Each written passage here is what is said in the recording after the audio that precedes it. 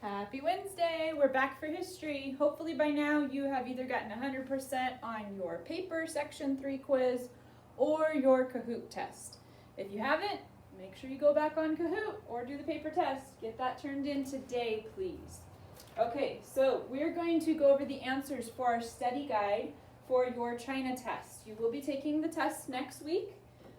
You can study all of the answers here, all the other concepts that we've covered throughout your China packet. Make sure you're studying that to prepare for your test. It will be an open book test, but it will take you much shorter time if you study and prepare rather than just trying to look for the answers when you get the test in front of you. Okay, so question number 1. What features contributed to China being isolated from other civilization? This was found on the map. So if you want to take a look at your map page, it was the 2 deserts, right? The Gobi and the Taklamakan.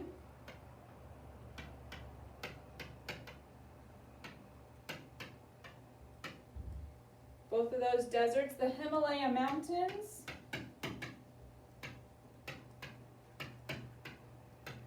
and the Pacific Ocean.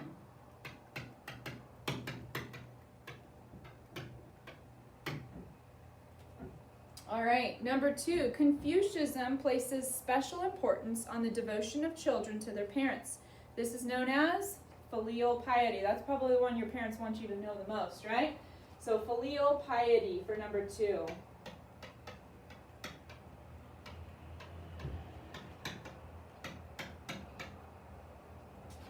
All right, number 3, the Huang River is also called the Yellow River because of the fine dust-like material. That was Loess. Good. Loess. So that fine dust-like material went into the river, turning it a very yellowy looking color from the soil. Where did most of civilization live prior to the Shang Kingdom? They had small villages along the Huang River on the North China Plain. Small villages.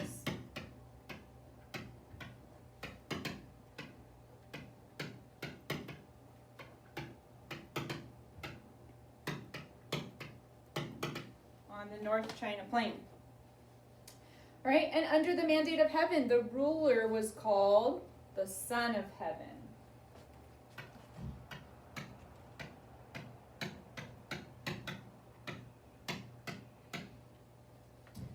And what were 2 major achievements of the Shang dynasty? That is the first dynasty that we learned about. They developed the written language and the bronze tools.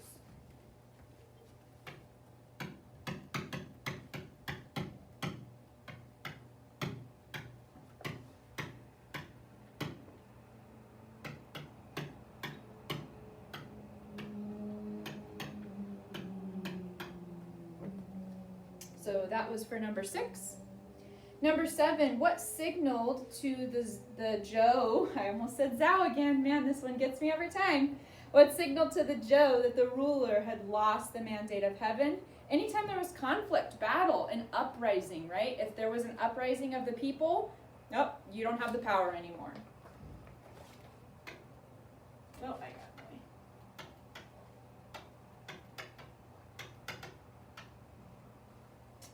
And number 8, what was the benefit that the Chinese believed they would receive by practicing ancestor worship? Remember, they wanted their ancestors to protect and guide them even from the afterlife. They just forever wanted that protection. So protection and guidance.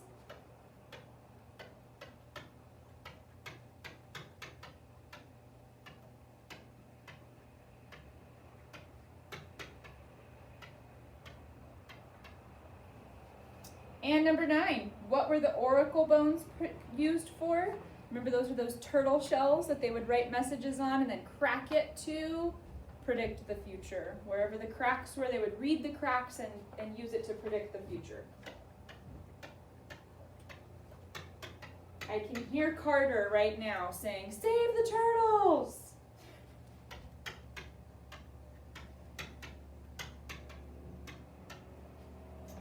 And number 10, This is where the first settlements of China were formed. I already have that up here on number 4 as well. It's the North China Plain once again. So I'm going to write that one over here. Number 10.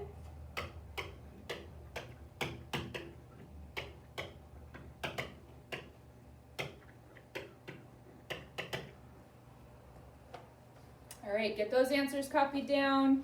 If you weren't tracking with me, you don't have them, you need more time, pause the video real quick, copy your answers down. In 3, 2, 1, delete. All right, we're gonna go to, see if we can find the next page here. Okay. Number 11. I feel like I should be picking sticks and calling on you guys. Number 11. Why did Confucius encourage his followers to study music? He thought it would encourage their good behavior.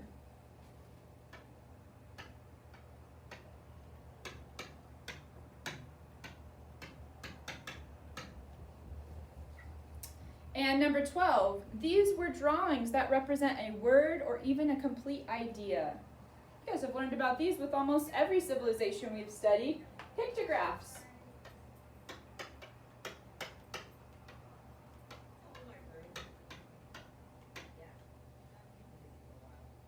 Number 13, what did the Chinese do to chase away evil spirits? We now use them to put on beautiful shows, but the Chinese used them to chase away evil spirits. They are, that's right, fireworks.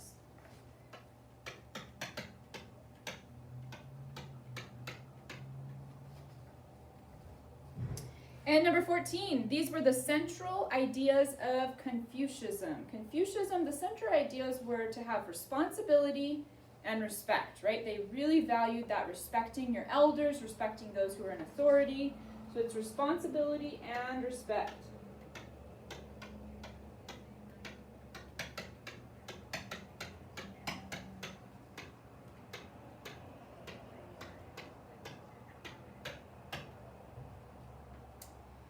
Number 15, what dynasty developed the use of coins for the first time? No, not the Zhao, not the Zhao, you're close. What is it? It's the Zhou. You're right, you're pronouncing it wrong. The Zhou. All right, and then name the 5 relationships of Confucianism. So it's this to that, this person to this person. So my pen's going to be too big to fit here, so I'm probably going to get off on the sides here, but just make sure you're tracking with me which relationship goes with which. So the first one is ruler to subject.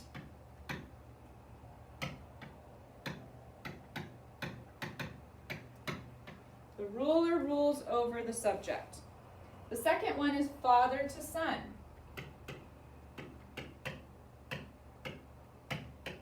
That concept of filial piety, right? Respect your fathers. Husband to wife.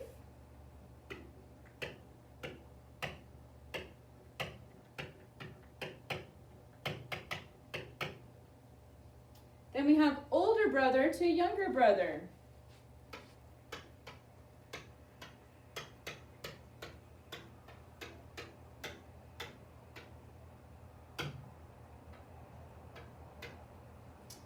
And then we have friend to friend.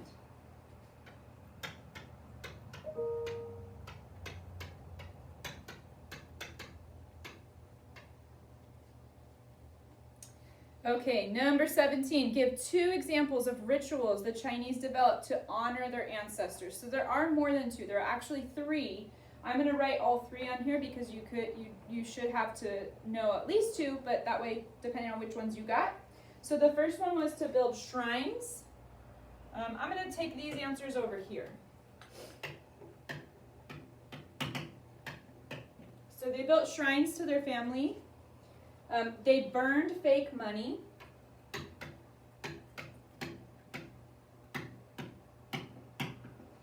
And they set out plates of food.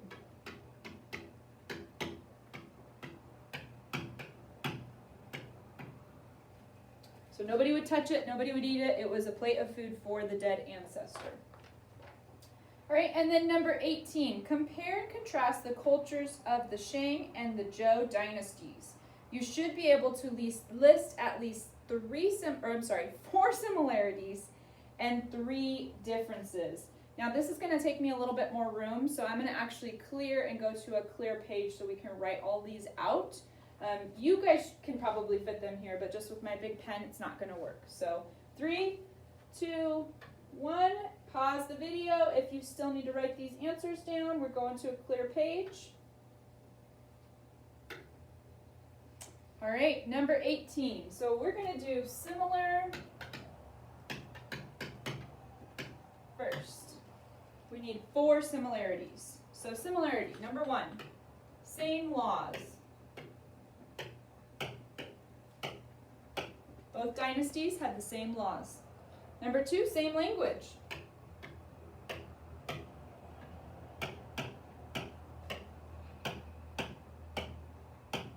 Both dynasties did use the same language.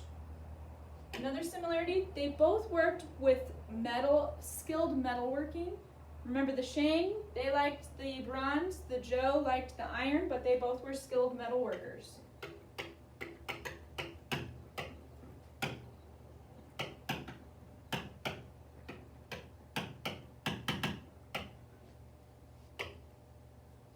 And then our last one, they had similar clothing.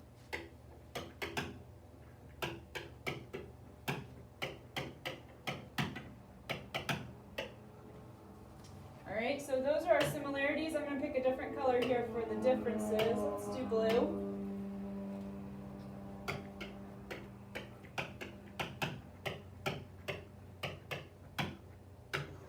So for differences, it said we needed to have 3. So let's see. It says that the Zhou stopped human sacrifices. So the Shang did practice in human sacrifice. The Zhou stopped that.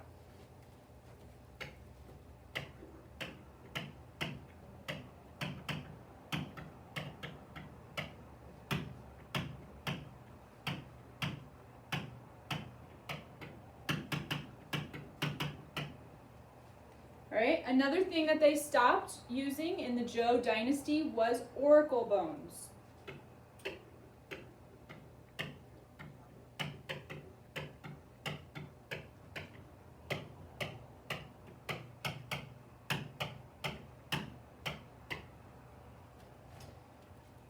All right, and the Zhou government gave power to the local states. So I'm kind of running out of room here. Let's see. Zhou gave local power. So instead of holding all the power up at the center of government, they gave it to the local states. Shang government, they kept it in their family. Okay, so that's our third one. The Zhou gave local power, but the Shang kept power controlled in the family.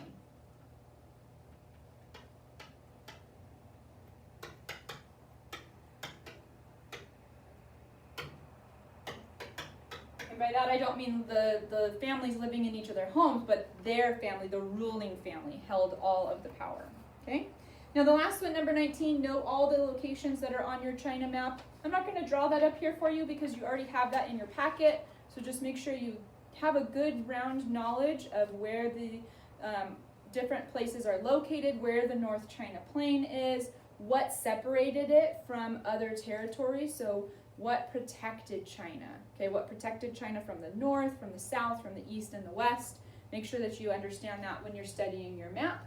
But again, the test is open book, so you can use that when you're taking your test as well. All right, friends, so make sure you are studying and preparing. I hope you all have a wonderful Easter weekend, and I'll see you again on Monday. Bye.